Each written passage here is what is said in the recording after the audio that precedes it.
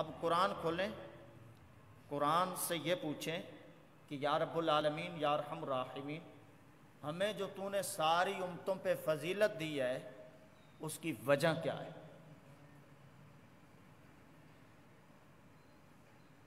باقی بھی تو امتیں ہیں، باقی بھی تیرے انبیاء ہیں، باقی بھی رسول ہیں، ہمیں تو نے سب سے فضیلت دے دی، مولا وجہ کیا ہے؟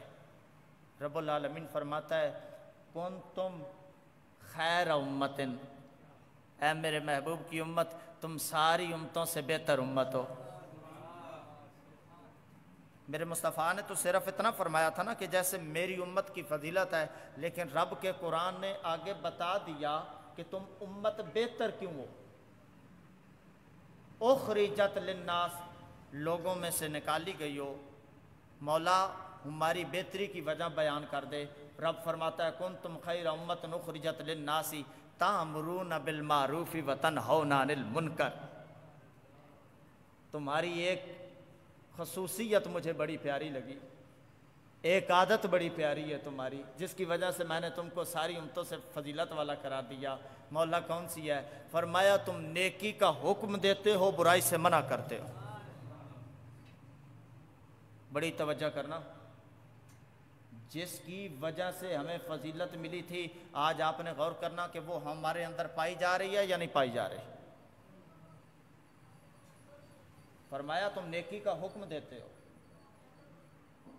لوگوں کو نیکی کی طرف لاتے ہو اور برائی سے منع کرتے ہو۔ میرے مصطفیٰ کریم صلی اللہ علیہ وسلم کے غلاموں، اس آیت میں رب العالمین نے یہ نہیں فرمایا کہ تمہارے علماء نیکی کا حکم دیتے ہیں برائی سے منع کرتے ہیں، نہیں، صوفیاء، اولیاء، فقراء، فرمایا نہیں، فرمایا تم سارے ہی نیکی کا حکم دیتے ہو، برائی سے منع کرتے ہو۔ میرے مصطفیٰ کریم صلی اللہ علیہ وآلہ وسلم کے غلاموں، ہماری یہ شان اس لیے تھی کہ ہم لوگوں کو نیکی کا حکم دیتے تھے، برائی سے منع کرتے تھے۔ آج وہ ختم ہو گیا۔ دوبارہ اپنے اندر عادت ڈالو نیکی کا حکم دینے کی، برائی سے منع کرنے کی۔ یہ ڈیوٹی ہر مسلمان کی ہے، ہر مسلمان کا فرض ہے۔ ہر مسلمان کو فضیلت اس لیے دی ہے کہ وہ نیکی کا حکم دے، برائی سے منع کرے۔ ہمارا معاشرہ تباہ و برباد اسی لیے ہو گیا کہ ہم نے نہ نیکی کا حکم دیا نہ برائی سے منع کیا۔ ہم اپنی آنکھوں سے برائی دیکھتے ہیں، منع نہیں کرتے۔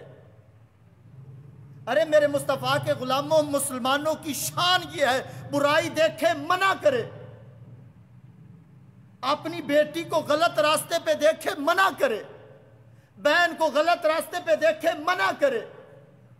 وہ ہماری بابے تھے، بزرگ تھے، بازار میں اگر کسی عورت کو دیکھ لیتے کہ اس کا دوپٹہ اترا ہوا ہے، پکڑ لیتے تھے، کہتے تھے بیٹا تو مسلمانوں کی بچی ہے، سر پہ پردہ لے، سر پہ دوپٹہ لے۔ ہماری مائیں، بہنیں، بیٹیاں ڈرتی تھی ان بزرگوں سے۔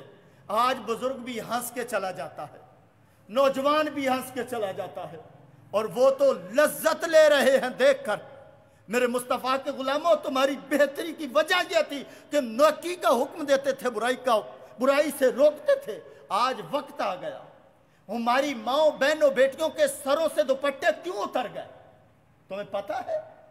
بازاروں میں جاؤ، سروں سے دوپٹے اتر چکے ہیں۔ پھر یہ دوپٹہ سروں سے اتر کے گریبان میں آ گیا تھا، وقت تھا۔ آج وہ وقت آ گیا ہے، گریبانوں سے بھی غائب ہو گیا ہے۔ وقت تھا ہماری ماؤں، بہنوں، بیٹیوں کے بازو مکمل ہوتے تھے، آج وقت آ گیا ہے کہ ہاف ہو گئے ہیں۔ ابھی وقت چلتا جا رہا ہے، ہاف سے بھی کام اوپر جا رہا ہے۔ یہ کیوں ننگیاں ہو رہی ہیں؟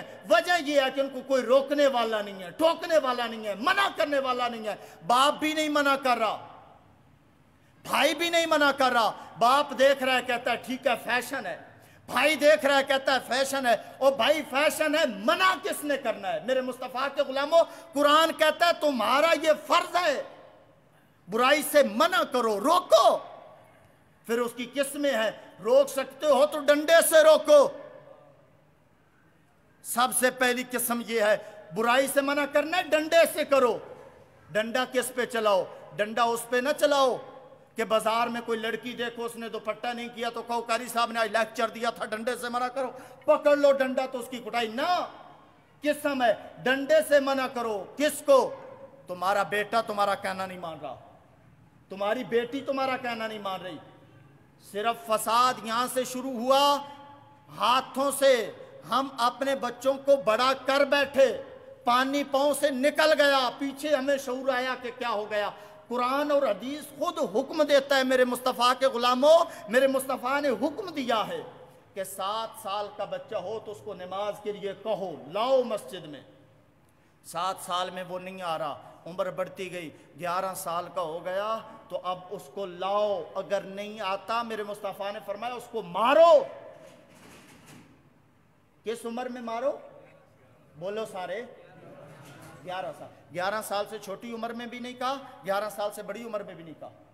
ہمارے جب بچے ہو جاتے ہیں 15-20 سال کے, 22 سال کے, 23 سال کے, قاری صاحب کہنا نہیں مانتا ماروں, اس وقت وہ تم انہیں کیا مارو گے, وہ تو تمہیں ماریں گے. تمہارے مارنے کی مدت ہے جب اس کی عمر ہوئی ہے 11 سال. وہ تمہارا محتاج ہے, تم سے لے کے کھاتا ہے, تمہارے پاس رہتا ہے, تمہارا روب ہوگا, مارو. اسی طرح تمہاری بیٹی غلط راستے پہ چل رہی ہے. بیٹا تم بازار جا رہی ہو, برقع کیوں نہیں پہن رہی, دوپٹہ کیوں نہیں لے رہی, عمر ہے 11 سال میں. لیکن جب وہ 11 سال سے آگے نکل گئی, کالج یونیورسٹی چلی گئی, اب آپ کہو گے نا تو وہ تمہیں جواب بھی ایسا سنائے گی کہ تم دنگ رہ جاؤ گے کہ کہاں سے آئی ہے. میرے مصطفیٰ کے غلاموں, پہلا نیکی کا حکم دینا اور برائی سے منع کرنا. فرمایا ڈنڈا چلاؤ. ڈنڈا نہیں چلا سکتے, زبان چلاؤ. بازار میں کسی بیٹی کو دیکھ رہے ہو, کہہ سکتے ہو کہ بیٹا یہ اچھی بات نہیں ہے, زبان نہیں چلا سکتے. میرے مصطفیٰ کے غلاموں, فرمایا تیسرا کام یہ کرو کہ دل میں اس کو برا جانو. آج تینوں چیزیں غائب ہو گئی ہیں, ہم دل میں بھی برا نہیں جانتے, زبان سے بھی منع نہیں کرتے اور ڈنڈا بھی نہیں چلاتے. پھر معاشرے کا یہی حال ہو گیا. دیکھا نا تم نے پیچھے مارچ میں انہوں نے نعرہ لگا دیا کہ ہماری مرضی, ہمارا جسم, ہماری مرضی. ان کی جرت تھی. یہ کب نعرہ شروع ہوا طارق صاحب, آپ تو جانتے ہوں گے, 2-4 سال سے پہلے تھا. 2-4 سال سے پہلے یہ نعرہ نہیں تھا, ان کی جرت بھی نہیں تھی. اب انہوں نے دیکھا ہے کہ ہمارے مسلمان بھائی کمزور ہو گئے, ہمیں کس نے منع کیا ہے. اب تو بہرحال اس پہ بھی بحثیں شروع ہو گئی ہیں. ٹھیک ہے, ان کی مرضی, ان کو کرنے دو. او بھائی کیوں کرنے دو, ان کو کہو کہ پاکستان سے دفع ہو جاؤ. پاکستان مصطفیٰ کے غلاموں کا ملک ہے, پاکستان مسلمانوں کا ملک ہے. اگر اپنی مرضی کرنی ہے تو چلی جاؤ. پاکستان میں رہنا ہے تو مرضی چلے گی یا رب کی چلے گی یا رب کے مصطفیٰ کی چلے گی.